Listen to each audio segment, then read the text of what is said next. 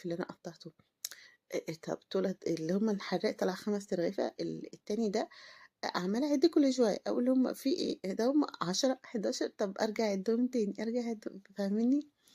ضبّطتهم له كده زي الفل وعدّيتهم له، قُلت له: "يالّا بقى توكّل على الله." راح يعني أخَد بقى دوره، وقُلت له: "هتميّز طبعًا تعلّم الحراق عشان ما تتلخبطش فيهم." كنت أنا حمّرت حبّة بطاطس شيبسي، أقسم بالله البطاطس الشيبسي اللي أنا محمّراها في البيت زي الجاهزة بالضبط كده، عايزة أقول لكم إن الله أكبر يعني كنت جايبة 10 كيلو الأسبوع ده من 3، 4 أيام خلّصتهم، بنعمل ساعة الفطار وبنعمل في السحور، حبّة مخلّلات حلوة كده من المشكّلة دي، طبقين خيار وطبق طماطم وتحابيشِك بقى في ريح الأكلة الحلوة دي وألف هنا وشفا، وده كان الفيديو بتاع النهارده، ما تنسونيش بقى من اللايك والشير والكومنت الحلو اللي بيشجعني، ونقول ميعادنا معاكم الفيديو الجاي بإذن الله، والسلام عليكم ورحمة الله وبركاته.